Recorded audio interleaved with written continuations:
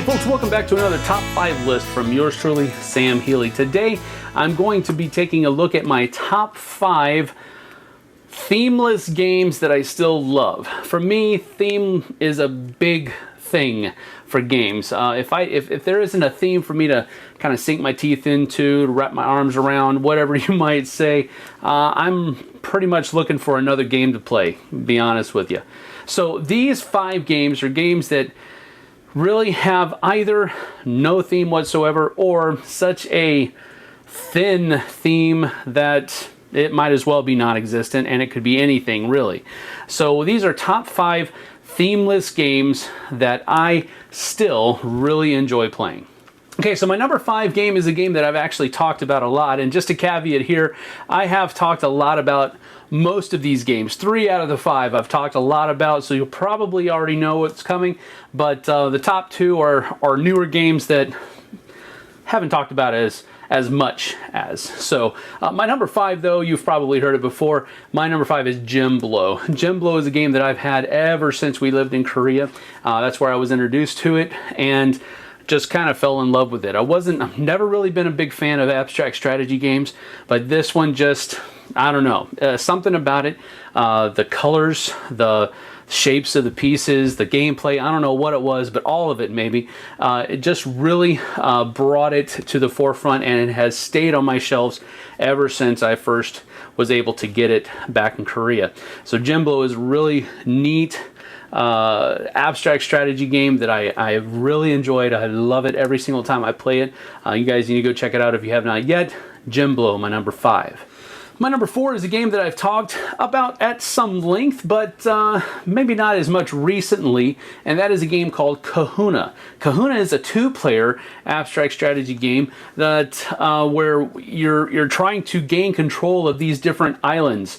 And the way you do that is by playing cards out of your hand and placing little wooden sticks that are supposed to represent bridges from one island to the next. And when one person has a majority of bridges on that island, well, then they gain control of that island and can actually kick off some of the other players' bridges, and that can have kind of a cascading effect, because you can knock some off of this island, which will knock it off of the other island, and then that will give you control over that island as well, and so forth and so on, and all these chain reactions can happen, and that's one of the cool things that I like about it.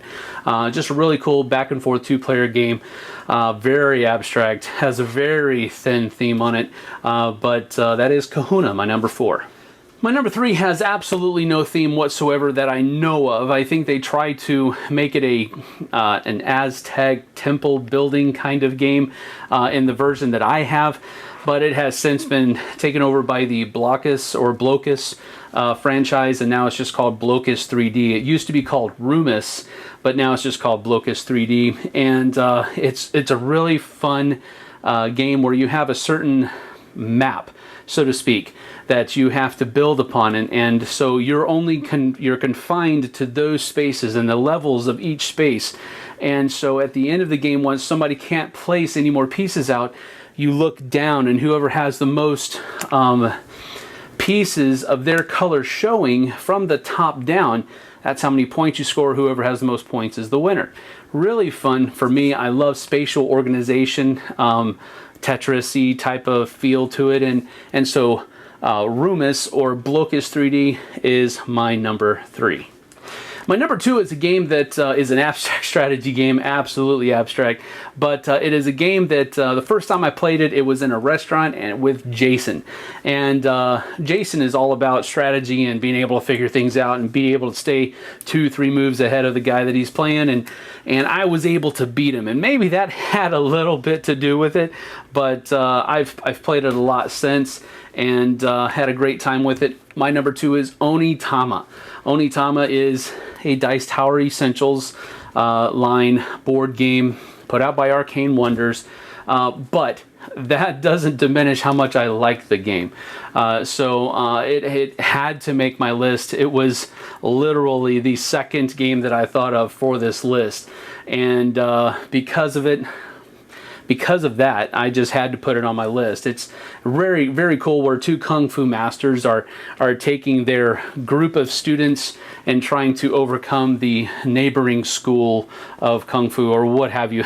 Really, it could be anything. But it's a really cool mechanic where you have two cards in front of you, and you can play one of them, and that one card that you play takes the place of the fifth card that's out in the game. So you have two cards, the other person has two cards, and there's a fifth card out there. And you play one of your cards, and it replaces that fifth card, and that fifth card goes into your play area.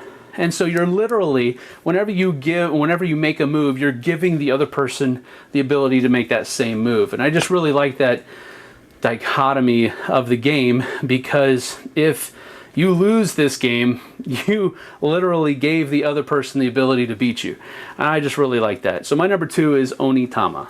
My number 1 is a game that I just got introduced to this year. David at Backspindle Games showed me this game that his company was putting out, and I loved the look of it. I loved the pieces. I just loved everything about it. I was able to watch a bunch of games being played. I loved how the game played, and I brought it back. My family likes it. I've shown it to Z. He likes it. It just seems like everybody I've shown this game to, they've enjoyed it. And that is Kodinka. It's a really cool tile flipping, tile moving game. You have a certain number of gold cards that you have in your hand, and you're trying to accomplish those cards before your opponent can accomplish theirs. You have some special moves that you can do on your turn as well. But generally speaking, you can flip, switch, or push an aisle or row, a column or a row, and reposition the tiles that way. And you're trying to simply make 4 different patterns before your opponent can make his 4 patterns. It's a really fast back and forth game, but man, is it deep and strategic. So I had to include this. This was the first game that I thought of when I saw this title for a top 5. So my number 1, definitely beyond the shadow of a doubt, Kodinka. And so those are my top 5 themeless, or the theme could be anything, games that I still really enjoy. Theme, in my opinion, is one of the most important things in a game, and it gives context, it gives memorability, it gives everything to a game as far as I'm concerned. So if these 5 games that don't have theme are games that I like, you know that they're probably good ones. So go check them out. I certainly hope that you will. In the comments section, tell me how wrong I am. You know the drill. We'll see you guys on the flip side. Thanks so much for watching the Dice Tower videos. Find more great videos and reviews, as well as our top-rated audio podcast at Dicetower.com. You can also find other great shows at Dicetowernetwork.com. I'm Eric Summerer, and you've been watching The Dice Tower. The Dice Tower is sponsored by Cool Stuff Inc., where you can find great games for great prices. Cool stuff in stock. Check them out at CoolStuffInc.com.